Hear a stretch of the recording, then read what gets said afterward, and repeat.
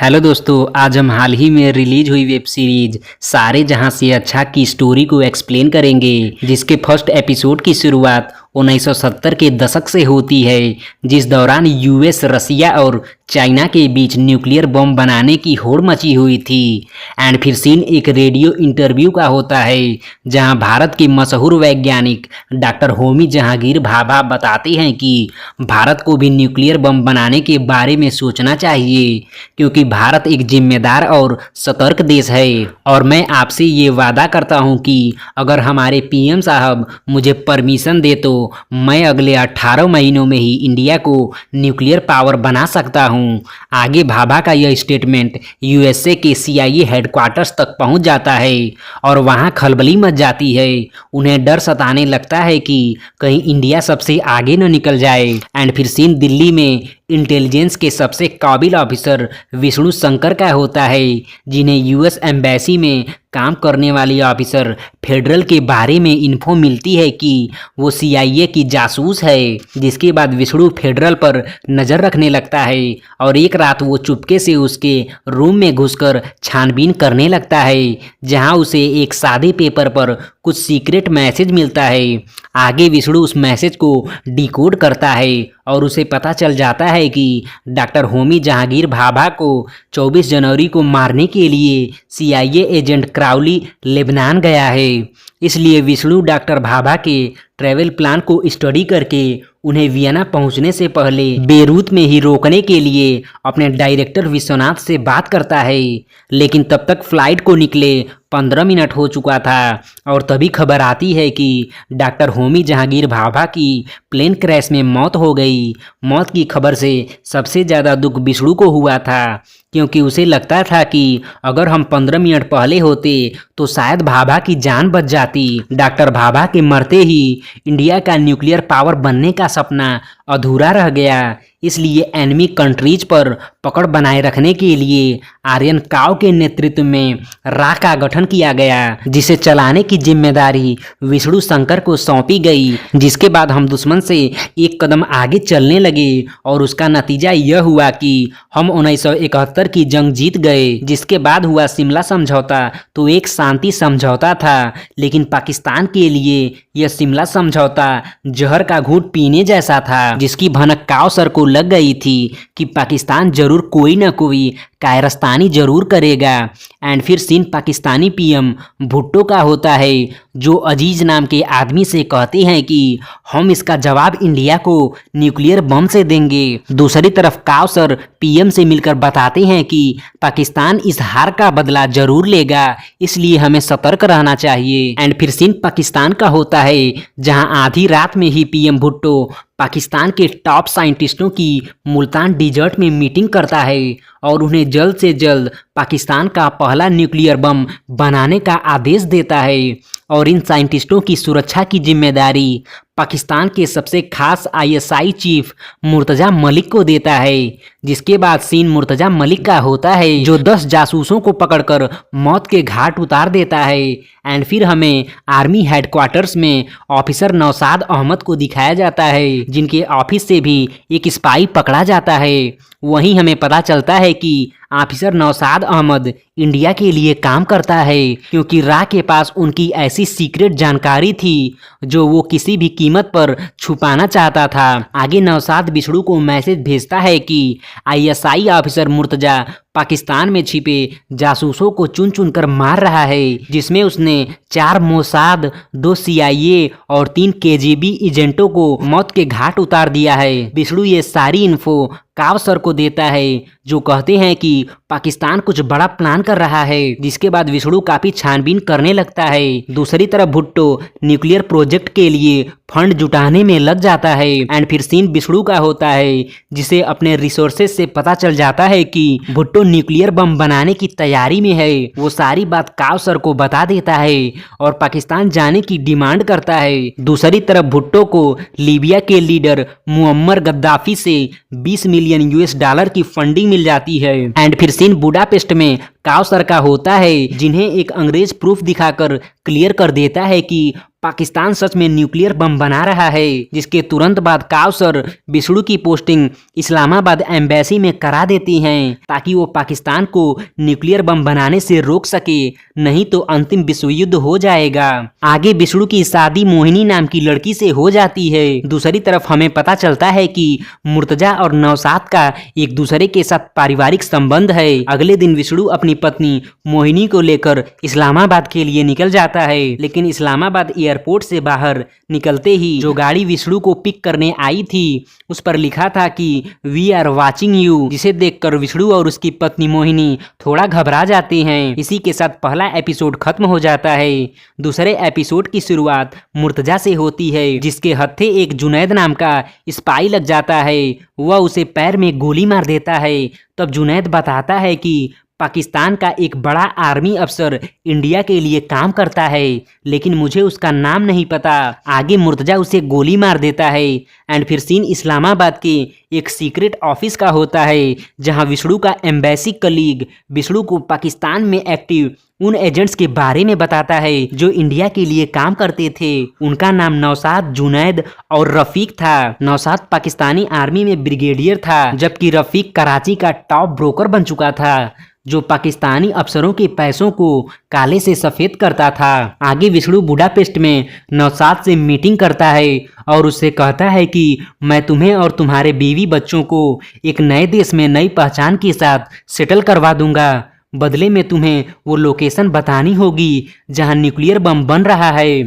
जिसके बाद नौशाद चुपके से डिफेंस सेक्रेटरी आबिद के कैबिन में घुस जाता है, लेकिन वहां उसे कुछ भी जानकारी नहीं मिलती। वहां से निकलने के दौरान उसे मुर्तजा का आदमी गुलाम रोक लेता है और चेक करने लगता है। तभी वहां मुर्तजा आता है, जो चेकिंग के लिए नौशाद से माफ़ी मांगता है और कहता है कि हमें ऐसी इंटेल मिली है कि मिलिट्री का एक बड़ा अफसर इंडिया के लिए काम कर रहा है। आगे मुर्तजा विष्णु के पीछे भी अपने लोगों को लगा देता है, जो उसे खूब तंग करते हैं, जिस पर विष्णु की पत्नी मोहिनी उसे पुलिस कंप्लेन करने को कहती है, लेकिन विष्णु बेकार के लफड़ों में नहीं पड़ना चाहता, इसलिए वो कंप्लेन नहीं करता। जिस पर मोहिनी कहती है कि मुझे नहीं लगता कि आप इंटेलिजेंस में एक क्लर्क हैं। तभी वहां विष्णु का एम्बेसी कलीग आता है, जिसे विष्णु बताता है कि पाकिस्तान पेरिस में आर्म्स की डील करने वाला है। इस इंटेल के बाद विष्णु अपने एजेंट विक्रम को पेरिस में एक्टिव कर देता है, जिसका सक्सेस रेट 100% था।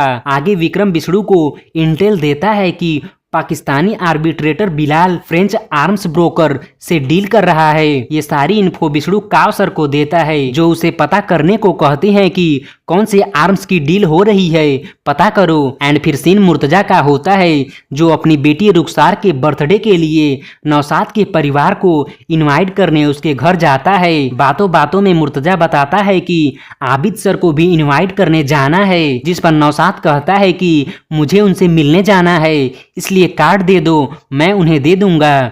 मुर्तजा मान जाता है। अगले दिन नौशाद आबिद सर के घर पहुंच जाता है, जहां आबिद सर नहीं थे, केवल उनकी पत्नी थी। वहां चाय पीने के बहाने नौशाद आबिद के घर में छानबीन करने लगता है और उसे कुछ जरूरी डॉक्यूमेंट्स मिल जाते हैं, जिनकी वो फोटो क्लिक कर लेता है। जिसके बाद नौशाद घर आकर आबिद के घर से मिले इंटेल को ट्रांसमीटर से पाकिस्तान में ही रहने वाले एजेंट वकार को भेजता है, जिसका पता मुर्तजा की टीम को भी चल जाता है। जिसके बाद वो रिसीवर का एड्रेस ट्रैक करके उस लोकेशन पर पहुंच जाते हैं, जहां उन्हें एक साड़ी की दुकान में ट्रांसमीटर मिलता है। जिसके बाद मुर्तजा अपने आदमी गुलाम को उस दुकान पर नज़र रखने को कहता है। एंड फिर सीन अगली सुबह उसी साड़ी की दुकान का होता है, जिसके चारों तरफ गुलाम और उसके लोग जाल बिछाए इंटेल लेने आने वाले को पकड़ने की फिराक में थे। एंड फिर हमें पता चलता है कि वो इंटेल लेने रफीक जा रहा है, लेकिन साड़ी की दुकान के पास पहुंचते ही रफीक को पता चल जाता है कि चारों तरफ पाकिस्तानी एजेंट फैले हुए हैं, इसलिए वो रुक जाता है। एंड फिर तभी दो आदमी दुकान में साड़ी लेने के लिए घुसते हैं, जिन्हें गुलाम और उसके लोग दौड़कर वकार के साथ सबको दबोच लेते हैं, जिसे देखकर रफ़ीक की रूह कांप जाती है। एंड फिर अपने ऑफिस आकर रफ़ीक रोते हुए बिष्णु से बताता है कि आज तो मैं पकड़ाने ही वाला था, मुझे यहाँ से बाहर निकालो क्योंकि वकार पकड़ा गया है और वो जल्द ही मेरा नाम जरूर लेगा। लेकिन बिष्णु उसे शांति से वहीं रहने को कहता है। रफ़ीक रोते हुए बताता है कि 4 साल से मैंने अपनी माँ से बात तक नहीं की, मुझे तो ये भी नहीं पता कि मेरी माँ जिंदा है या मर गई। एंड फिर सीन विष्णु का होता है, जिसे नौशाद द्वारा भेजी हुई इंटेल नहीं मिली थी क्योंकि रफ़ीक के इंटेल लेने से पहले ही वकार पकड़ा गया था, जिसे नौशाद ने इंटेल भेजी थी। इसलिए विष्णु खुद ही नौशाद को पासपोर्ट देकर इंटेल लेने जाने का प्लान बनाता है। एंड फिर सीन गुलाम का होता है, जो उस मैसेज को डिकोड करके मुर्तजा को बताता है, जहां हमें पता चलता है कि वो इंटेल तो बहुत ही सीक्रेट थी, जिसका पता मुर्तजा, कर्नल मुजम्मिल, सरफराज खान, फैजल और आबिद को था। इसलिए मुर्तजा सबको सर्विस लॉन्च पर ले लेता है। एंड फिर सीन नौशाद का होता है, जो आर्ट गैलरी में पासपोर्ट लेने जाता है, जहां उसे पासपोर्ट तो नहीं बल्कि ओडिसी पिक्चर के नाइट शो का टिकट मिलता है। दूसरी तरफ विष्णु भी मोहिनी को वही ओडिसी पिक्चर दिखाने जाता है, मतलब कि विष्णु वहीं नौशाद को पासपोर्ट देने वाला था।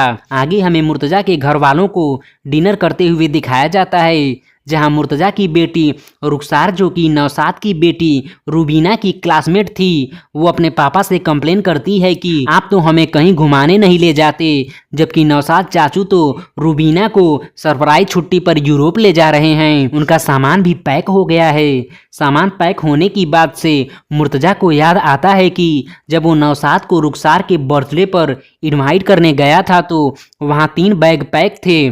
फिर नौशाद ने झूठ क्यों बोला कि वो उन्हें अनपैक कर रहा है, और नौशाद आबिद के ऑफिस भी गया था। और तो और जुनैद नाम के स्पाई ने बताया था कि एक आर्मी का बड़ा ऑफिसर इंडिया के लिए काम कर रहा है। सारी बातें नौशाद के ऊपर फिट बैठती हैं, जिसके बाद मुर्तजा नौशाद के घर फोन करता है, जहां उसका बेटा बताता है कि वो ओडिसी मूवी का नाइट शो देखने गए हैं। जिसके तुरंत बाद मुर्तजा थिएटर जाकर नौशाद को ढूंढने लगता है। थिएटर में मुर्तजा को देखकर नौशाद छिपने लगता है। इसी के साथ दूसरा एपिसोड खत्म हो जाता है। सारे जहां से अच्छा वेब सीरीज के तीसरे एपिसोड की शुरुआत थिएटर से होती है, जहां मुर्तजा और उसके लोग टार्च लेकर नौशाद को ढूंढ रहे थे। तभी इंटरवल हो जाता है, जिस दौरान नौशाद और विष्णु एक दूसरे से पासपोर्ट और इन्फॉर्मेशन शेयर कर लेते हैं। लेकिन मुर्तजा नौशाद को बाथरूम के अंदर पासपोर्ट के साथ पकड़ लेता है। नौशाद के पकड़ाने से विष्णु द्वारा पाकिस्तान में बनाया हुआ जासूसों का नेटवर्क कॉम्प्रोमाइज होने वाला था। लेकिन आखिरी मौके पर नौशाद ने विष्णु को वो इन्फॉर्मेशन दे दी थी, जिसने पूरे मिशन को ही बदल के रख दिया था। असल में पाकिस्तान न्यूक्लियर रिएक्टर बना नहीं रहा था, बल्कि खरीद रहा था। आगे ये सूचना विष्णु काउसर को देता है, जिसे सुनकर काउसर घबरा जाती हैं और वे विष्णु से कहते हैं कि पता करो कौन पाकिस्तान को न्यूक्लियर टेक्नोलॉजी बेच रहा है। आगे विष्णु काउसर से नौशाद के बारे में पूछता है, जिस पर काउसर उसे नौशाद को भूल के आगे बढ़ने को कहते हैं। काउसर के इस व्यवहार से विष्णु दुखी हो जाता है।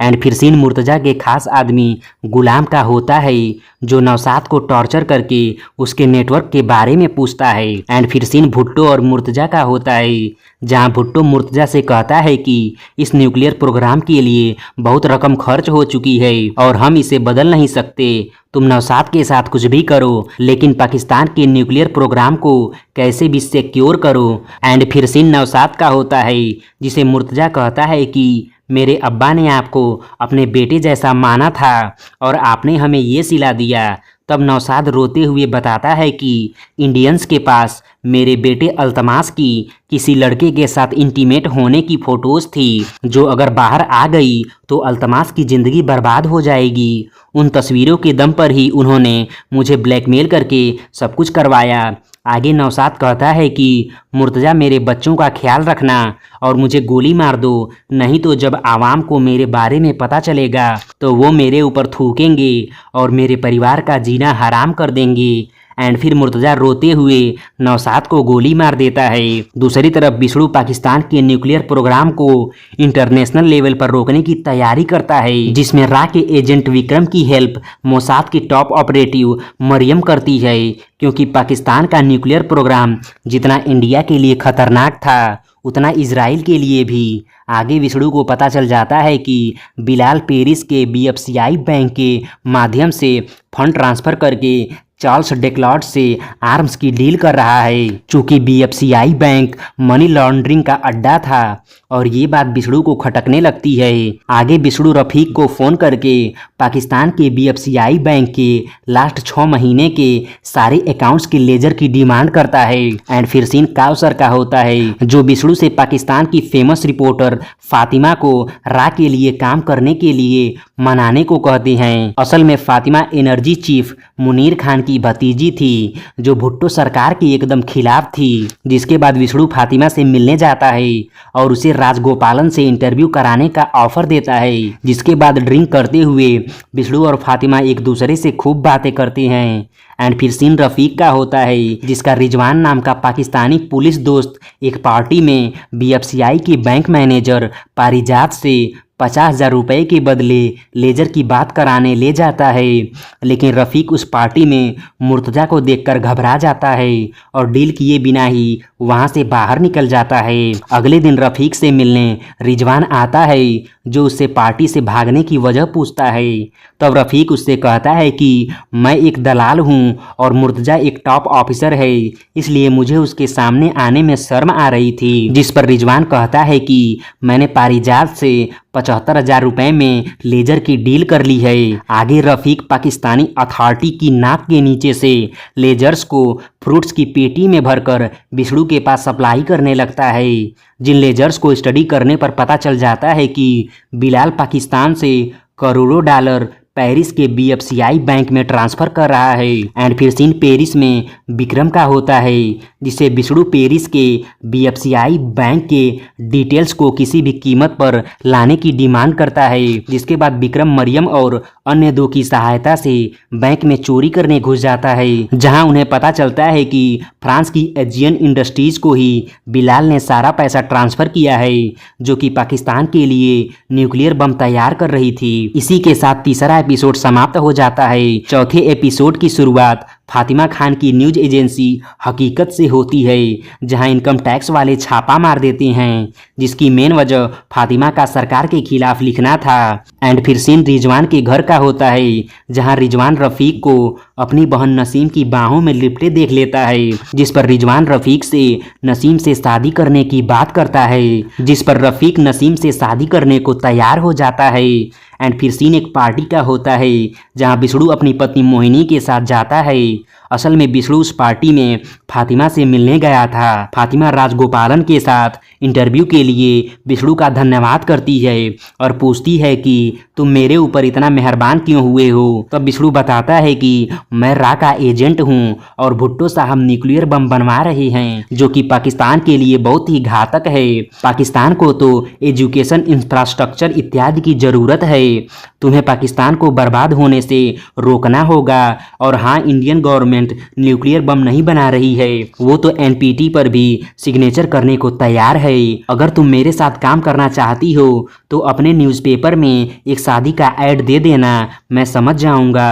पार्टी में खड़ी विष्णु की वाइफ मोहिनी विष्णु को फातिमा से बात करते हुए देख लेती है और उसे लगता है कि विष्णु और फातिमा के बीच कुछ चल रहा है। इसी बात को लेकर मोहिनी की रूम पर विष्णु से लड़ाई हो जाती है। एंड फिर सीन मुर्तजा का होता है, जो इस्लामाबाद के BFCI बैंक मैनेजर पारिजात से मिलकर उन्हें बताता है कि हिंदुस्तानी जासूस काफ़ी एक्टिव हैं।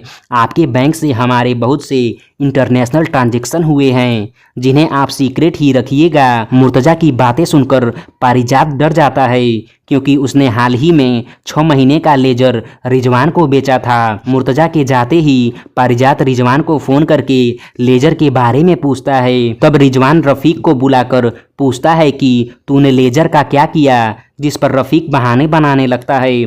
तब रिजवान को समझ आ जाता है कि रफ़ीक एक इंडियन जासूस है और वो रफ़ीक के बारे में बताने के लिए मुर्तज़ा को फ़ोन करने लगता है, जिस पर रफ़ीक रिजवान को बहुत रोकता है, लेकिन रिजवान नहीं मानता। अंत में रफ़ीक रिजवान की जान लेकर फांसी पर लटका देता है और रूम बंद करके वहाँ से भाग जाता है।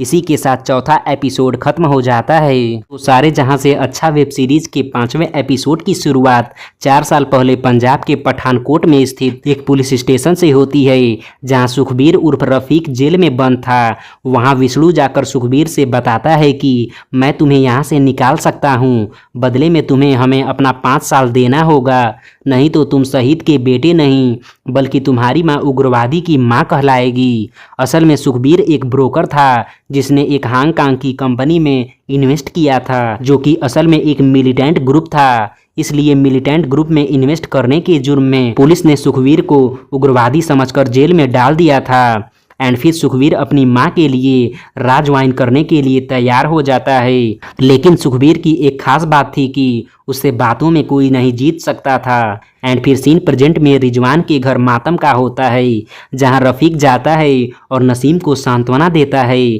क्योंकि नसीम का उसके भाई के अलावा इस दुनिया में कोई नहीं था। तभी वहां मुर्तजा और उसकी टीम आती है और सबको घर के बाहर निकालकर घर की तलाशी लेने लगती है, जहां उन्हें ट्रांसमीटर मिलता है।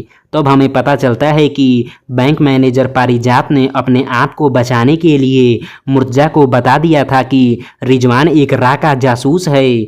आगे हमें पता चलता है कि रफ़ीक ने ही वो ट्रांसमीटर रिजवान के घर में छिपाया था ताकि मुर्तजा का सारा शक रिजवान पर जा सके। एंड फिर सीन कावसर का होता है, जो यूएस के सेक्रेटरी से जाकर बताते हैं कि फ्रांस की एजियन इंडस्ट्रीज पाकिस्तान के लिए न्यूक्लियर बम तैयार कर रही है, आप उस डील को रोक दीजिए। जिस पर सेक्रेटरी कावसर से कहते हैं कि आप अपने पीएम से एनपीटी पर सिग्नेचर करवा लीजिए, हम एजियन को रोक लेंगे। लेकिन कावसर एनपीटी के खिलाफ थे, क्योंकि एक बार एनपीटी पर सिग्नेचर हो जाएगा फिर इंडिया कभी न्यूक्लियर बम नहीं बना पाएगा। आगे कावसर ये सारी बात विष्णु को बताती हैं, जिसके बाद विष्णु पेरिस में विक्रम से बिलाल को पकड़ के टॉर्चर करने को कहता है। चूंकि बिलाल एक लड़कीबाज इंसान था, इसलिए विक्रम मरियम की सहायता से बिलाल को दबोच लेता है, जहां काफ़ी टॉर्चर करने पर भी बिलाल अपना मुंह तक नहीं खोलता। तब विष्णु पाकिस्तान में बिलाल के बेटे को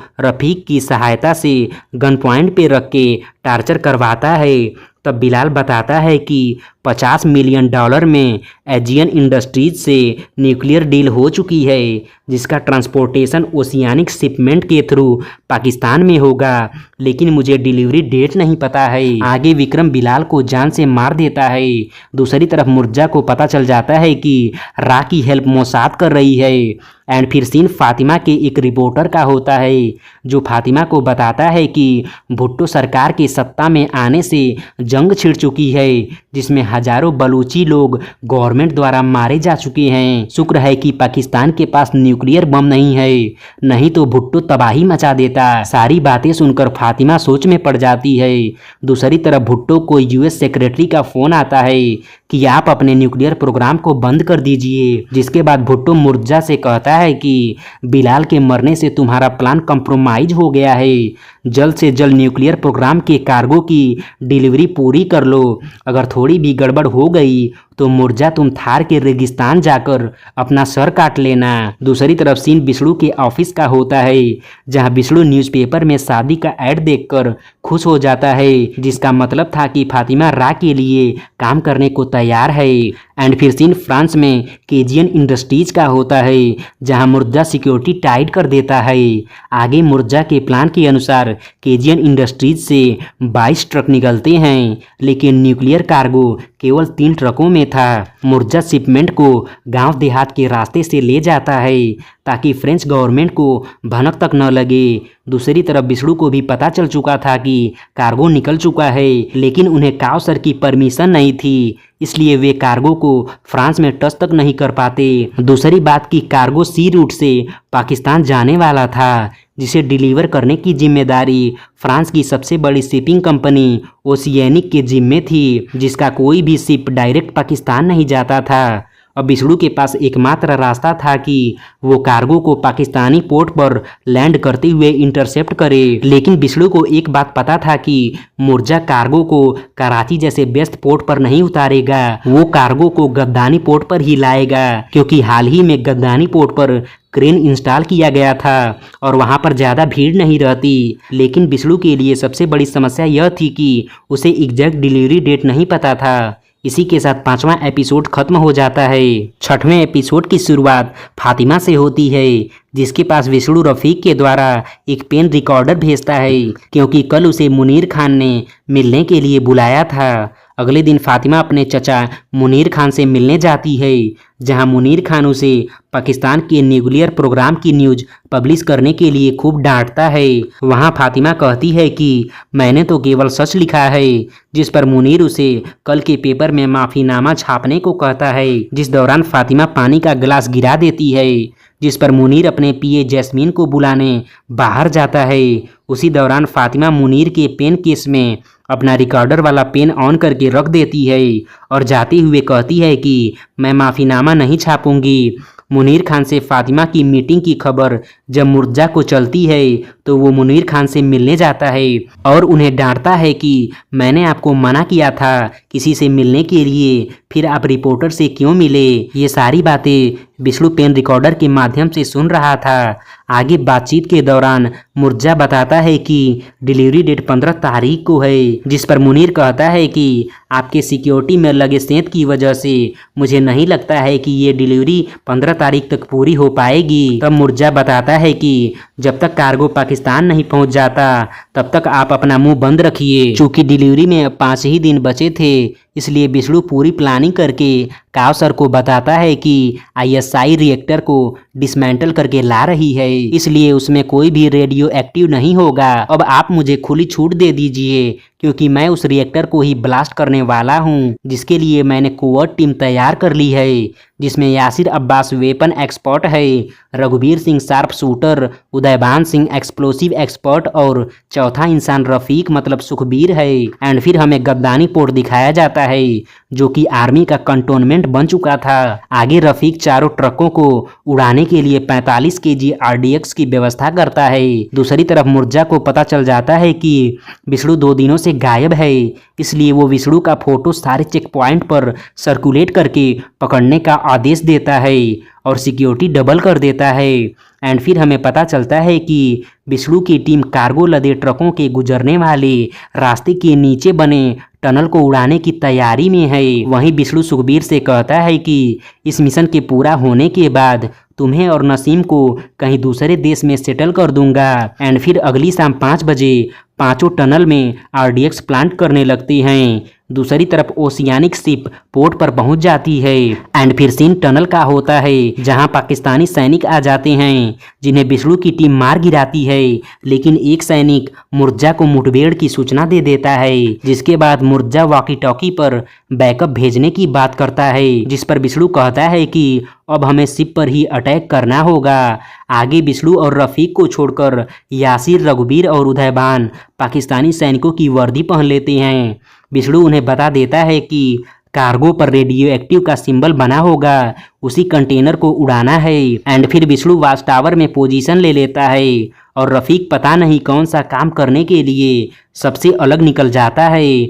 आगे विष्णु वाच टावर से तीनों को पाकिस्तानी सैनिकों की लोकेशन बता रहा होता है और वे तीनों मारते काटते हुए शिप पर पहुंच जाते हैं, जहां गोली की आवाज़ सुनकर मुर्जा अपने सारे सैनिकों को शिप पर भेज देता है। दूसरी तरफ यासिर, उदयभान और रघुवीर कंटेनर अलग अलग ढूंढने लगते हैं। बहुत मशक्क़त के बाद उन्हें कंटेनर मिल जाता है और वे कंटेनर पर आरडीएक्स प्लांट करके टाइमर सेट कर देते हैं। तभी वहां गुलाम सारे सैनिकों के साथ पहुंच जाता है, जो तीनों को मार देता है। एंड फिर गुलाम डेयरिंग दिखाते हुए आरडीएक्स का वायर काट के टाइमर बंद कर देता है। एक्सप्लोसिव डिफ्यूज होता देख विष्णु दुखी हो जाता है और वो सुखबीर को सारी बात बताता है।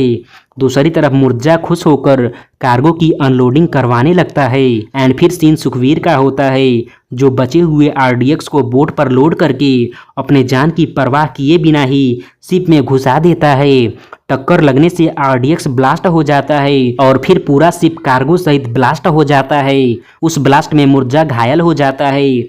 वाच टावर पर खड़ा विष्णु सुखी के इस काम से कांप जाता है और रोने लगता है। एंड फिर मिशन समाप्त होने के बाद विष्णु मोहिनी के साथ इंडिया लौट आता है, लेकिन उसे सुखबीर, यासिर, रघुवीर और उदयभान का त्याग अंदर से हिला देता है, क्योंकि उसे पता था कि इतने बड़े बलिदान का जिक्र कहीं नहीं होने वाला है। यही होती है एक स्पाई की जिंदगी। इसी के साथ ये सारे जहां से अच्छा वेब सीरीज खत्म हो जाती है। धन्यवाद।